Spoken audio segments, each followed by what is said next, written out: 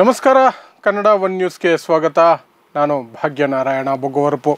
2024ರ ಲೋಕಸಭಾ ಚುನಾವಣೆಗಳು ಆರಂಭ ಆಗಿದೆ. ಮೊದಲನೇ ಹಂತದ ಮತದಾನ ನಿನ್ನೆ ತಾನೇ ಮುಕ್ತಾಯ ಆಗಿದೆ. ಅಂದರೆ ಏಪ್ರಿಲ್ 19, 2024ರಂದು ಭಾರತದ ಅತಿ ದೊಡ್ಡ ಚುನಾವಣೆ ಅಂತಲೇ ಕರೆಯಬಹುದು. ಯಾಕಂದರೆ ಮತದಾರರ ಸಂಖ್ಯೆ ಅಷ್ಟು ದೊಡ್ಡ ಮಟ್ಟದಲ್ಲಿ ಏರಿಕೆಯಾಗಿದೆ. ಆ ಮತದಾನದ ಮೊದಲನೇ ಹಂತ 7 ಹಂತಗಳಲ್ಲಿ ಈ ಚುನಾವಣೆ ನಡೆಯಲಿದೆ. ಅದರಲ್ಲಿ ಮೊದಲನೇ ಹಂತ ನಿನ್ನೆ 19ನೇ ತಾರೀಕು ಏಪ್ರಿಲ್ 2024ರಂದು ಮುಕ್ತಾಯ ಆಗಿದೆ. ಸೊ ಈ ಮೊದಲನೇ ಹಂತದಲ್ಲಿ ಸುಮಾರು 21 ರಾಜ್ಯಗಳಿಂದ 102 ಸೀಟುಗಳಿಗೆ 102 ಸ್ಥಾನಗಳಿಗೆ ಎಲೆಕ್ಷನ್ ನಿನ್ನೆ ನಡೆದಿದೆ. ಆ ಎಲೆಕ್ಷನಲ್ಲಿ ಏನಾಯಿತು, ಯಾರಿಗೆ ಮೇಲುಗೈ ಇದೆ, ಇಂಡಿಯಾ ಒಕ್ಕೂಟವಾ ಅಥವಾ ಮೋದಿಯವರು ಹೇಳ್ಕೊಂಡು ಬರ್ತಿರೋ ರೀತಿಯಲ್ಲಿ 400 ಪಾರ್ ಅನ್ನುವಂತಹ ಗುರಿಯತ್ತ ಮುನ್ನುಗ್ತಿದ್ದಾರಾ ಅಂತ ನೋಡೋದಕ್ಕೆ ನಾವು ಒಂದಷ್ಟು ಅಂಕಿಅಂಶಗಳನ್ನು ಈ ನಿನ್ನೆ ನಡೆದಂತಹ ಚುನಾವಣೆಯ ಹಿನ್ನೆಲೆಯಲ್ಲಿ ನೋಡೋಣ. ಮೊದಲಿಗೆ ನಿನ್ನೆ ನಡೆದಂತಹ ಚುನಾವಣೆಯಲ್ಲಿ ಅತ್ಯಂತ ನಿರಾಶಾದಾಯಕವಾದಂತಹ ಅಂಶ ಅಂದರೆ ಕಳೆದ ಬಾರಿಗೆ ಹೋಲಿಸಿದರೆ ಈ ಬಾರಿ ಚುನಾವಣೆಗೆ ಬಂದು ಮತ ಹಾಕಿದಂತಹ ಮತದಾರರ ಸಂಖ್ಯೆ ಶೇಕಡಾವಾರು ತುಂಬ ಕಡಿಮೆ ಆಗಿದೆ. ಕಳೆದ ಬಾರಿ ಇದೇ ಕ್ಷೇತ್ರಗಳ ಯಾವೆಲ್ಲ 102 ಕ್ಷೇತ್ರಗಳ ಬಗ್ಗೆ 102 ಕ್ಷೇತ್ರಗಳಲ್ಲಿ ನಿನ್ನೆ ಚುನಾವಣೆ ಆಯಿತು. ಆ ಚುನಾವಣೆಯಲ್ಲಿ ಕಳೆದ ಬಾರಿ ಅದೇ ಕ್ಷೇತ್ರಗಳಲ್ಲಿ 70% 70% ಮತದಾರರು ಬಂದು ತಮ್ಮ ಓಟನ್ನು ಚಲಾಯಿಸಿದರು. ಆದರೆ ನಿನ್ನೆ ನಡೆದಂತಹ ಚುನಾವಣೆಯಲ್ಲಿ ಅದೇ 102 ಸೀಟುಗಳಿಂದ ಕೇವಲ 64% ಮಾತ್ರ ಮತದಾನ ಆಗಿದೆ. ಇನ್ನು ಮುಖ್ಯವಾದಂತಹ ರಾಜ್ಯಗಳು ನಿನ್ನೆ ನಡೆದಂತಹ ಏನು ಚುನಾವಣೆ ನಡೆದಿತ್ತು ಅದರಲ್ಲಿ ಮುಖ್ಯವಾದಂತಹ ದೊಡ್ಡ ರಾಜ್ಯಗಳಲ್ಲಿ ನಡೆದಂತಹ ಚುನಾವಣೆಯಲ್ಲಿ ಯಾವ ಪ್ರಮಾಣದಲ್ಲಿ ಮತದಾನ ಆಗಿದೆ ಅಂತ ನೋಡೋದಾದರೆ ಬಿಹಾರದಲ್ಲಿ ಕೇವಲ 48.5% ಜನ ಮಾತ್ರ ಬಂದು ವೋಟ್ ಹಾಕಿದ್ದಾರೆ. ಕಳೆದ ಬಾರಿ ಅಂದರೆ 2019ರಲ್ಲಿ 53%ಗಿಂತ ಹೆಚ್ಚು ಜನ ಅಲ್ಲಿ ಮತದಾನವನ್ನು ಮಾಡಿದರು ಇದೇ ಕ್ಷೇತ್ರಗಳಲ್ಲಿ, ನಿನ್ನೆ ನಡೆದಂತಹ ಮತದಾನ ನಡೆದಂತಹ ಕ್ಷೇತ್ರಗಳಲ್ಲಿ. ಮಧ್ಯಪ್ರದೇಶದಲ್ಲಿ ಈ ಬಾರಿ ಕೇವಲ 66.7% ಮತದಾರರು ನಿನ್ನೆ ಚಲಾವಣೆ ಮಾಡಿದ್ದಾರೆ. ಅದೇ ಕ್ಷೇತ್ರಗಳಿಗೆ ಕಳೆದ ಬಾರಿಗೆ ಹೋಲಿಸಿದರೆ ಕಳೆದ ಬಾರಿ 75.1% ಮತದಾನ ಆಗಿತ್ತು. ಮಹಾರಾಷ್ಟ್ರದಲ್ಲಿ ಈ ಬಾರಿ 57.8 ಈ ನಿನ್ನೆ ನಡೆದಂತಹ ಕ್ಷೇತ್ರಗಳಲ್ಲಿ, ಅದೇ ಕ್ಷೇತ್ರಗಳಲ್ಲಿ ಕಳೆದ ಬಾರಿ 64.1% ಮತದಾನ ಆಗಿತ್ತು. ರಾಜಸ್ಥಾನದಲ್ಲಿ ನಿನ್ನೆ ನಡೆದಂತಹ ಕ್ಷೇತ್ರಗಳಲ್ಲಿ 57.3% ಮತದಾನ ಆಗಿದೆ. ಅದೇ ಕ್ಷೇತ್ರಗಳಲ್ಲಿ ಕಳೆದ ಬಾರಿ 64% ಮತದಾನ ಆಗಿತ್ತು. ತಮಿಳುನಾಡಿನಲ್ಲಿ ಇಡೀ ತಮಿಳುನಾಡಿನ ಎಲ್ಲ 39 ಸೀಟುಗಳಿಗೆ ಒಂದೇ ಹಂತದ ಮತದಾನ ನಿನ್ನೆ ನಡೆದು ಮುಗಿದೋಯಿತು.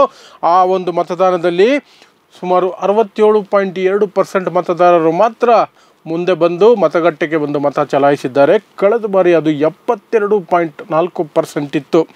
ಇನ್ನು ಉತ್ತರ ಪ್ರದೇಶದಲ್ಲಿಯೂ ಕೂಡ 8 ಸೀಟುಗಳಿಗೆ ನಿನ್ನೆ ಮತದಾನ ನಡೆದಿದೆ. ಆ 8 ಸೀಟುಗಳಲ್ಲಿ ನಿನ್ನೆ ನಡೆದಂತಹ ಮತದಾನದಲ್ಲಿ ಕೇವಲ 59.5% ಮತದಾರರು ಮಾತ್ರ ಮತಗಟ್ಟೆಗೆ ಬಂದು ಮತ ಚಲಾಯಿಸಿದ್ದಾರೆ. ಕಳೆದ ಬಾರಿ ಅದು 66.6% ಇದು ಇದೇ ಕ್ಷೇತ್ರಗಳಲ್ಲಿ.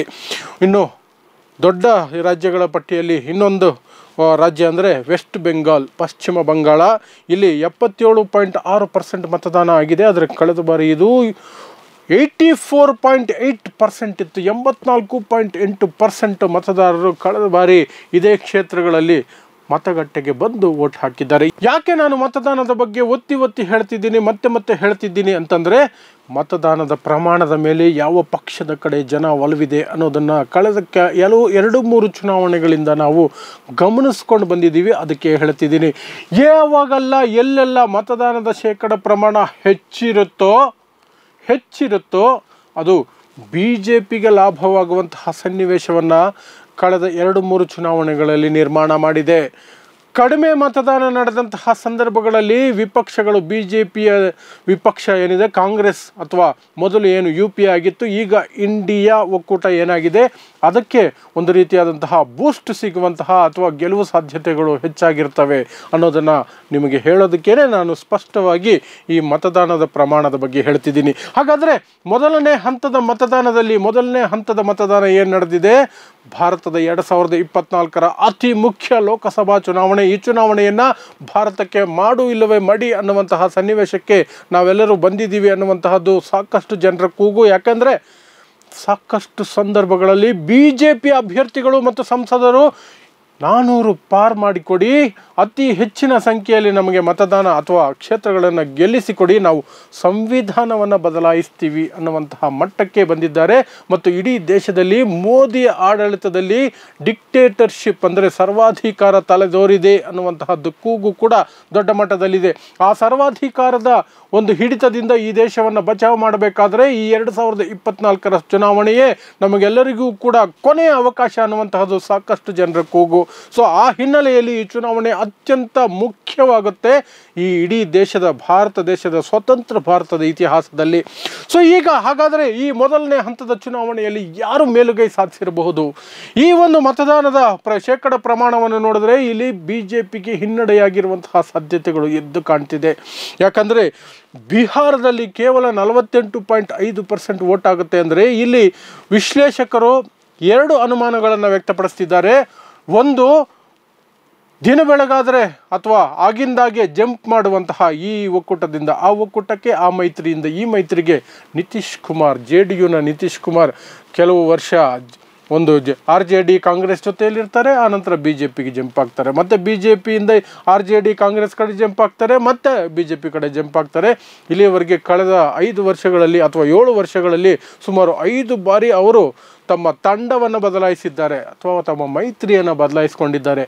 ಆ ಹಿನ್ನೆಲೆಯಲ್ಲಿ ಜನ ಯಾರು BJPಗೆ ವೋಟ್ ಹಾಕ್ತಾ ಇದ್ದರೋ ಅಥವಾ ವೋಟ್ ಹಾಕಬೇಕು ಅಂತ ನಿರ್ಧರಿಸಿದಾರೋ ಅವರು ಒಂದು ಈ JDU ಜಂಪಿಂಗ್ ಗೇಮ್ ಏನಿದೆ ಆ ಹಿನ್ನೆಲೆಯಲ್ಲಿ BJPಯಿಂದ ತುಂಬ ಕೋಪಗೊಂಡಿದ್ದಾರೆ. ಮತ್ತೆ ಯಾಕೆ ನಿತೀಶ್ ಕುಮಾರನ್ನು ಅವರ ಜೊತೆ ಸೇರಿಸ್ಕೊಳ್ತಾರೆ ಅನ್ನುವಂತಹದ್ದು ಒಂದು.